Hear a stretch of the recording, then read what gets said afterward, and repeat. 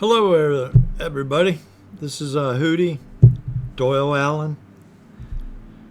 I'm Hooty of Hooty Tuts.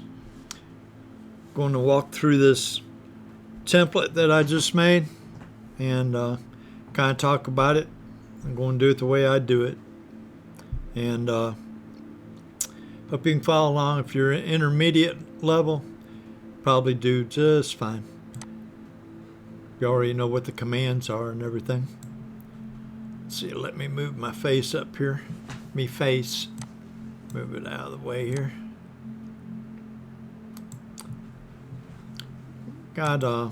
Here's the alpha template. Need to duplicate that and then minimize the master here. So, let's see, I do a Shift D on the keyboard. And then I pick the master and I'm going to move it to the bottom by minimizing it. And now we're going to use this copy here. As long as we have the template in the PSP, the commands, the invisible commands that it has will show up as we go through them. Just to kind of give you a preview here. Selections, load save selection. We're going to do this over and over again. And this one, the second option there, load selection from alpha channel, which is on this master template here, the copy. So, while we're doing that, let's look around a little bit. If I open it up by clicking on this little arrowhead here, it shows the different parts that we're going to be covering here. And you can do things, you can either do these separately on separate layers, by creating a new raster layer each time, or you can just do it all pretty much on one layer till you get to the end and going to add like your watermark or tube or something. That'd be new layers. But anyways, we're going to start with the first layer, and I have little tips here, like I say, one, fill, color, clouds, pattern. You can fill it with whatever you want to. It's not that important in the beginning. So I'm going to say load. Now I've got the marching ants, or the selection, all the way around this first layer here. You can see I'm on layer 1. And one thing I like to do is take a couple colors from the graphics I'm going to use, and then go to gradient and use something from there. I got a foreground background thing that I like to use. Let's say OK. And if you have one, I could either fill it right there, or I could go to the fill area in this newer PSP. It's got gradient fill. I'm going to left click on that. You just kind of do that and it fills it for you. Otherwise, you could just smash F for the bucket and fill it the way you want to. All right, let's go to selection number 2 and see what that's all about.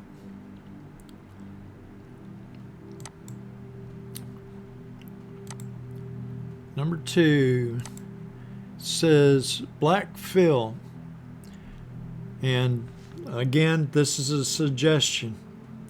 This is going to be the tabletop and some of the other things, the legs and such. But I'll click load on that.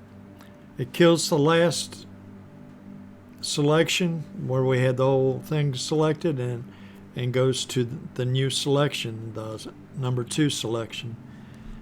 So let me change this to black over here and do like it says. Just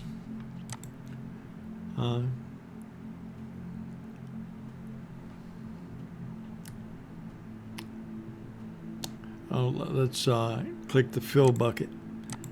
Sorry. I can mash F on my keyboard.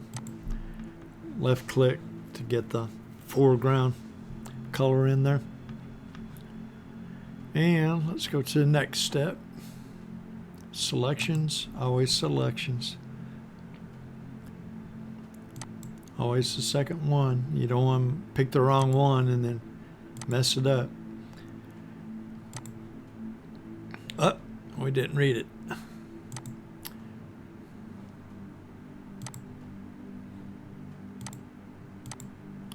Number 3, it says table lip, medium gray is suggested, and you'll understand once I do it. Let's pick a medium gray here, and we'll fill that. Left click on it, and see it like puts a little lip under the table. Cool, right? All right, let's go to step 4. Let's see what we got here.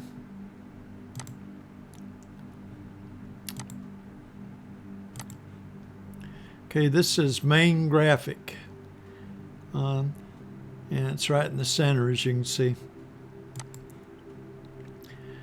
Main graphic, I got like my left one I plan to use on the left, and then I got main graphic. Then I got the one I'll be using on the right side. So for the main graphic, now for the selections, you want pretty much the same or similar shape as what the selection is when you're doing these graphics. I'll show you in a second here. But to copy, you can right click and copy, or just make it active and on your keyboard hold Control C, same thing. Then go back to your template copy here, and we can do a Control Shift L to paste into selection, and that would also be available. Let's see where it's at.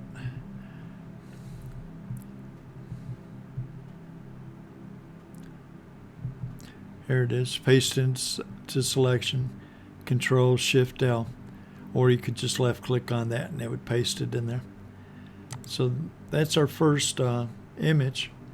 A note about this: when you put images in there, if your image needs correcting for some reason, or you want to do something to it, while it's selected is the best time to make changes on it.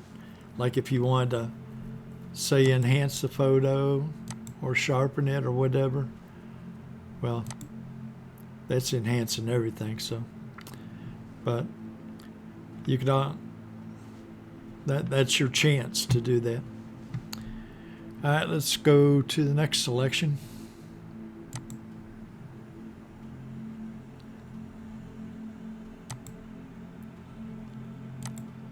Okay, we just had the center one, the main graphic. Now we're going to go to left graphic, and it's a little bit cockeyed.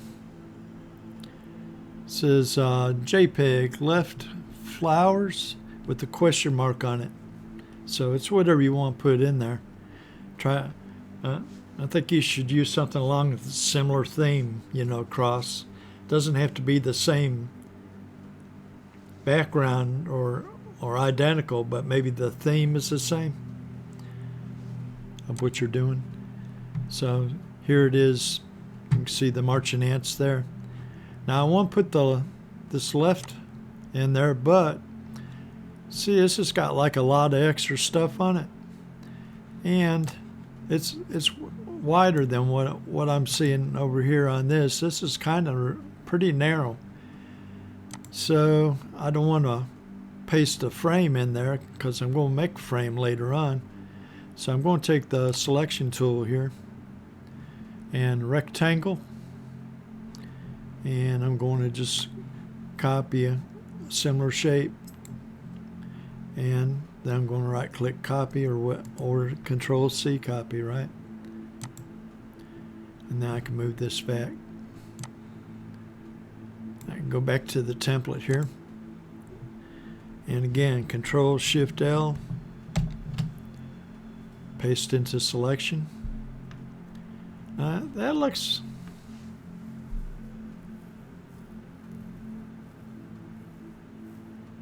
all right, let's go on to the next one. Oh, excuse me. What was I thinking? I was in between thoughts, so it's kind of messing me up a little bit.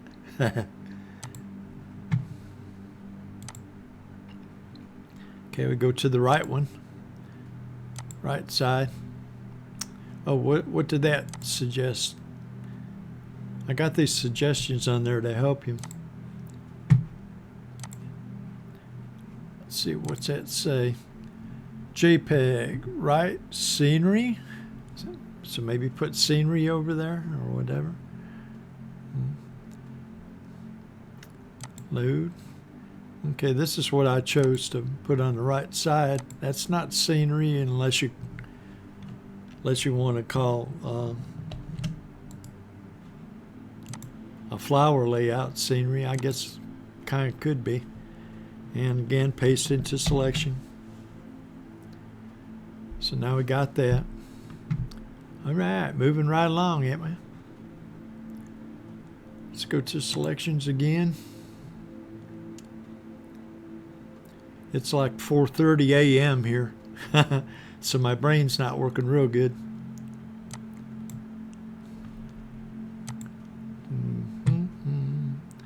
All right, here we got wood, metal, or other. Wood, metal, or other. Now you can see this is going to be the frames here that go over the pictures. So we'll load that. Wood, frame, or other. See, I think I'll try wood with that. Now I got this all on a single layer. I haven't been putting multiple layers on there. So even though it's a brand new selection, it does have what we've done so far actually showing in there. So I'm able to do this. Let's go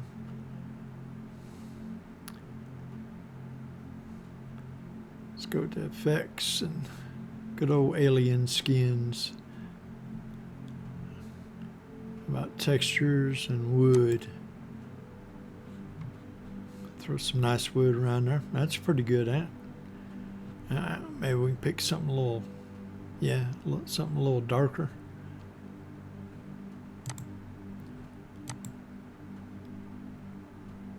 How about that? Sure.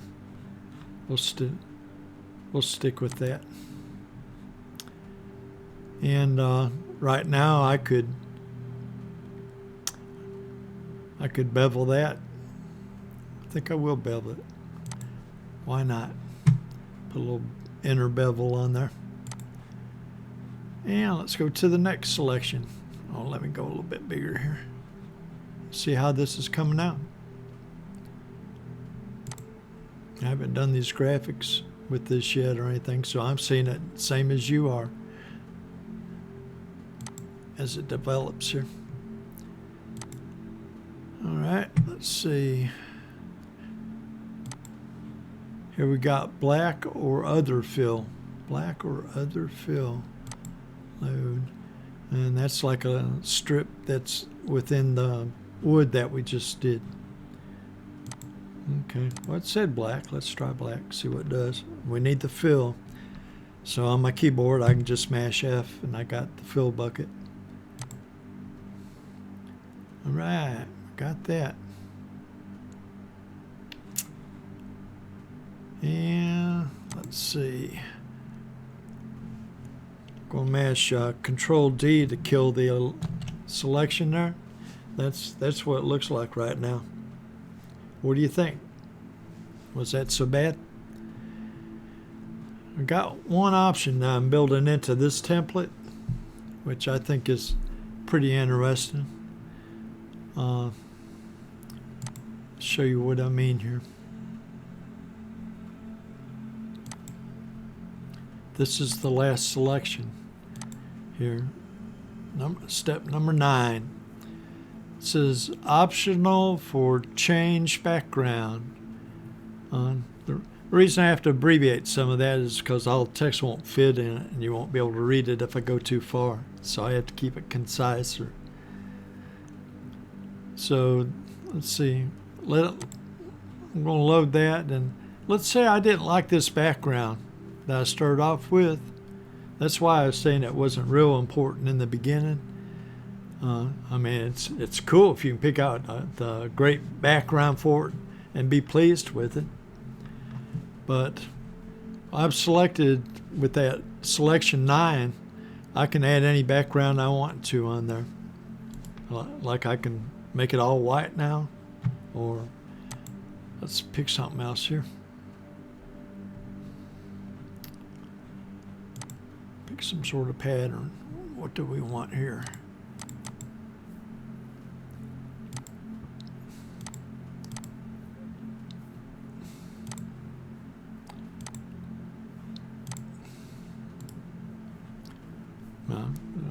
I could pick that, and you see it fills all the gaps and stuff, so that's cool. That gives you an option of however you want to finish it off, right? So, and that's up to you. When you're done, you can go, is it selections none, select none, or Control D. See, selection none or Control D on your keyboard. I love those shortcuts. Once you get used to them, you can fly through doing things, and it doesn't take as long. It's really aggravating to have to look everything up each time. It's so time consuming. And with this, we could just say that's it. That's the end of it. And we could add a new raster layer, and then add your watermark to it and move it around wherever you want it to, which is what I'm going to do. But that's it. That's my walkthrough on this. Hope you like that. And this is Doyle Allen, or Hooty of Hooty Tuts, coming at you. Bye. I hope you try it out. Let me see what you do, okay?